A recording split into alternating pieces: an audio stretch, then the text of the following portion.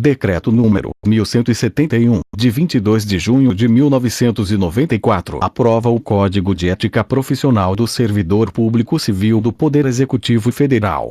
O Presidente da República, no uso das atribuições que lhe confere o artigo 84, incisos 4 e 6, e ainda tendo em vista o disposto no artigo 37 da Constituição, bem como nos artigos 116 e 117 da Lei nº 8.112, de 11 de dezembro de 1990, e nos artigos 10, 11 e 12 da Lei N. 8.429, de 2 de junho de 1992, decreta: art. 1º fica aprovado o Código de Ética Profissional do Servidor Público Civil do Poder Executivo Federal, que com este baixa: art. Segundo, os órgãos e entidades da administração pública federal direta e indireta implementarão, em 60 dias, as providências necessárias à plena vigência do Código de Ética, inclusive mediante a constituição da respectiva Comissão de Ética, integrada por 3 servidores ou empregados titulares de cargo efetivo ou emprego permanente. Parágrafo único.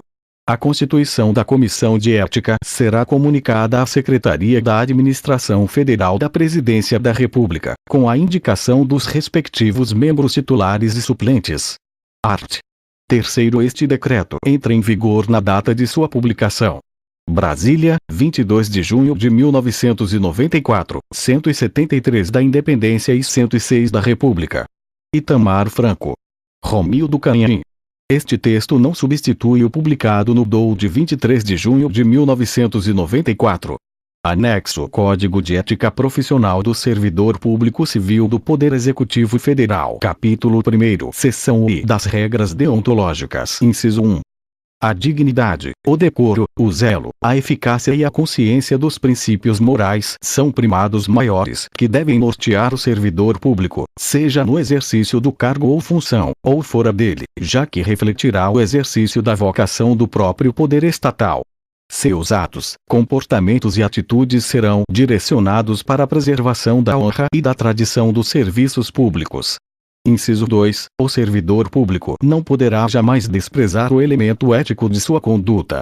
Assim, não terá que decidir somente entre o legal e o ilegal, o justo e o injusto, o conveniente e o inconveniente, o oportuno e o inoportuno, mas principalmente entre o honesto e o desonesto, consoante as regras contidas no art.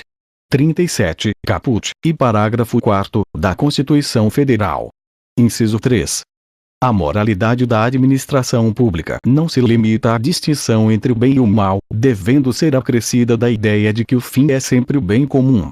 O equilíbrio entre a legalidade e a finalidade, na conduta do servidor público, é que poderá consolidar a moralidade do ato administrativo.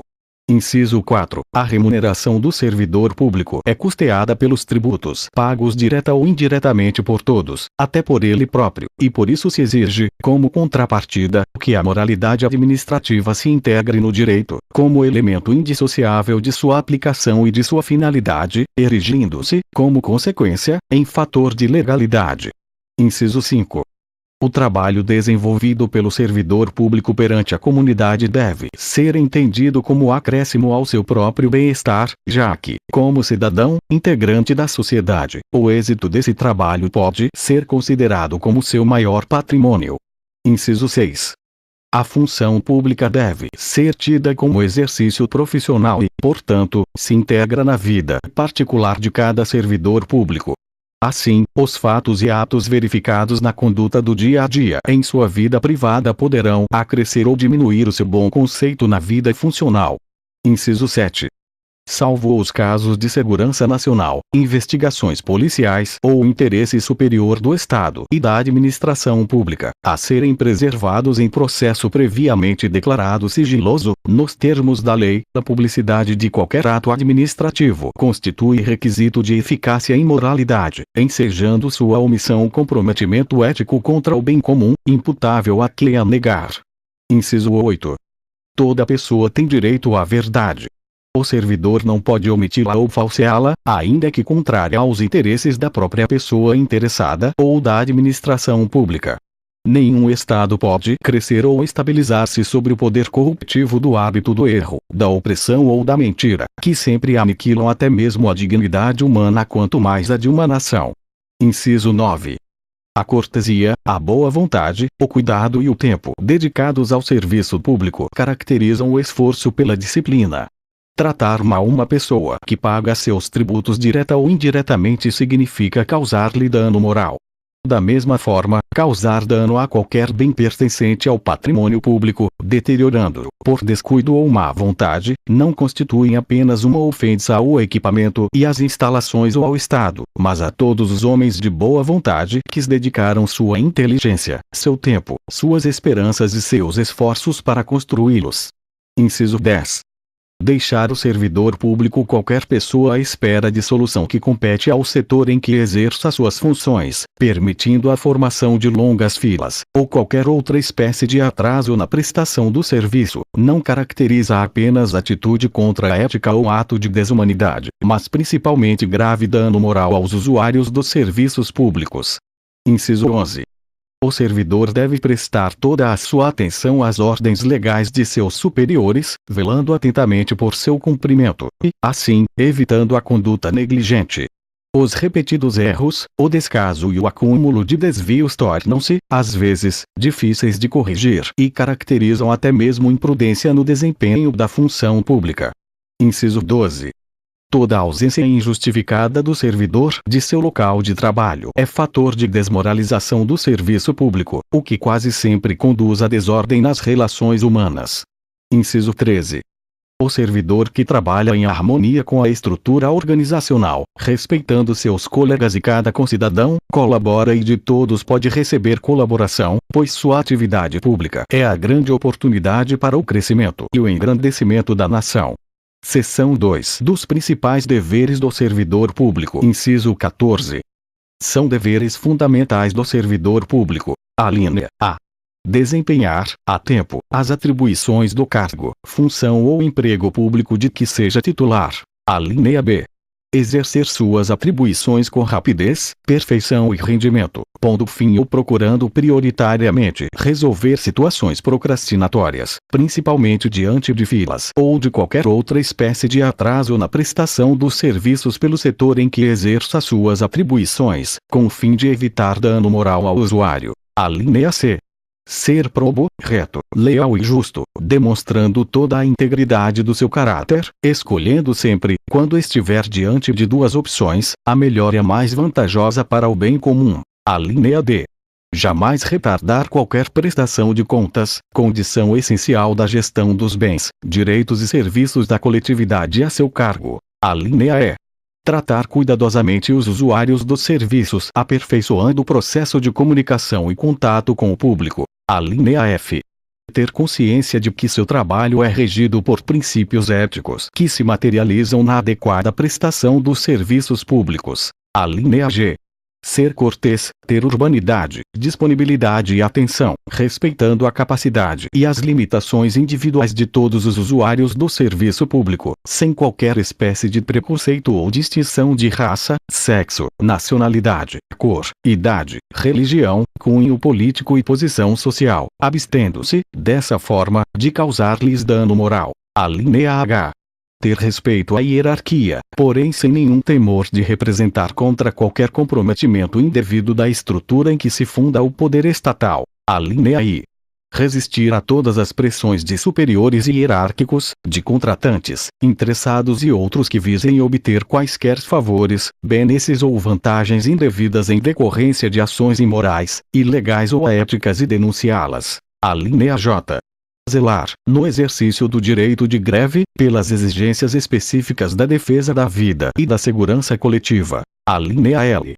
Ser assíduo e frequente ao serviço, na certeza de que sua ausência provoca danos ao trabalho ordenado, refletindo negativamente em todo o sistema. Alínea M.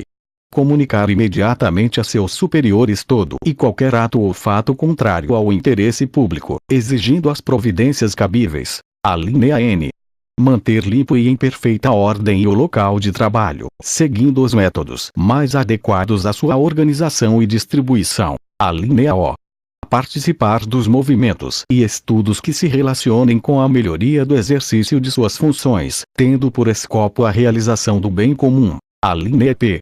Apresentar-se ao trabalho com vestimentas adequadas ao exercício da função. A linha Q.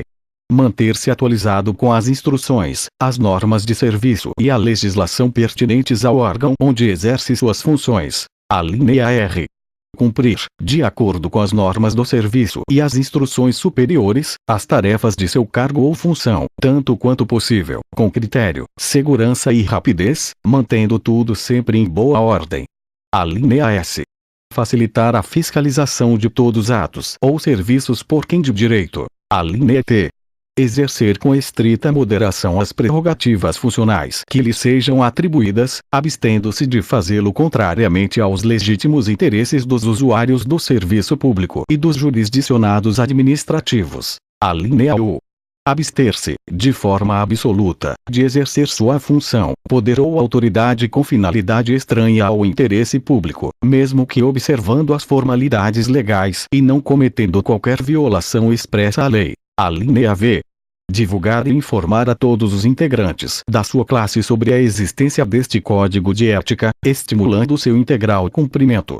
Seção 3 das vedações ao servidor público. Inciso 15. E vedado ao servidor público. A linha A. O uso do cargo ou função, facilidades, amizades, tempo, posição e influências, para obter qualquer favorecimento, para si ou para outrem. A linha B. Prejudicar deliberadamente a reputação de outros servidores ou de cidadãos que deles dependam. A linha C. Ser, em função de seu espírito de solidariedade, conivente com erro ou infração a este código de ética ou ao código de ética de sua profissão. A linha D. Usar de artifícios para procrastinar ou dificultar o exercício regular de direito por qualquer pessoa, causando-lhe dano moral ou material. A linha E.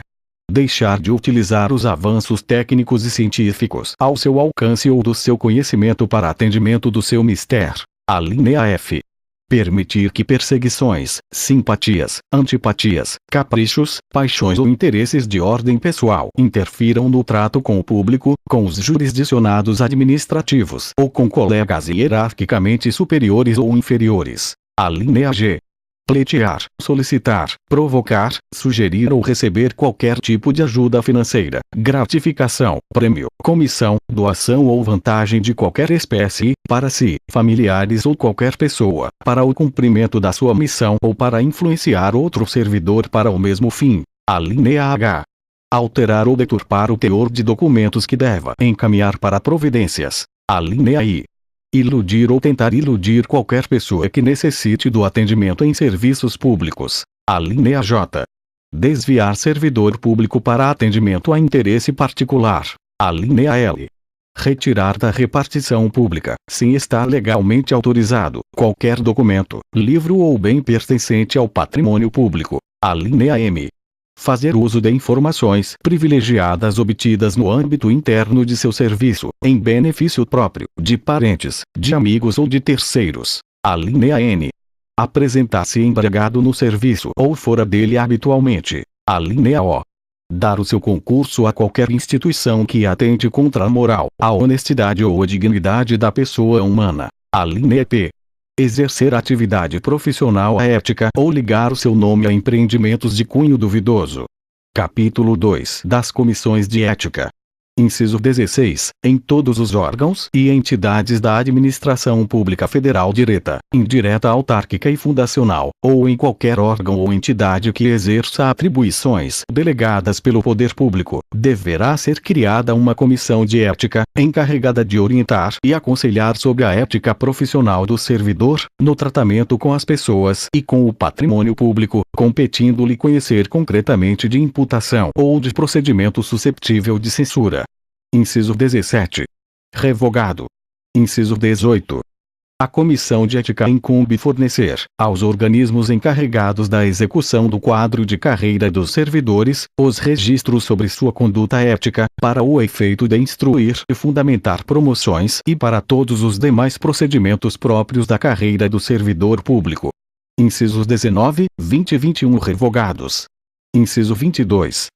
A pena aplicável ao servidor público pela Comissão de Ética é a de censura e sua fundamentação constará do respectivo parecer, assinado por todos os seus integrantes, com ciência do faltoso. Inciso 23 revogado. Inciso 24. Para fins de apuração do comprometimento ético, entende-se por servidor público todo aquele que, por força de lei, contrato ou de qualquer ato jurídico, preste serviços de natureza permanente, temporária ou excepcional, ainda que sem retribuição financeira, desde que ligado direta ou indiretamente a qualquer órgão do poder estatal, como as autarquias, as fundações públicas, as entidades paraestatais, as empresas públicas e as sociedades de economia mista, ou em qualquer setor onde prevaleça o interesse do Estado. Inciso 25 revogado.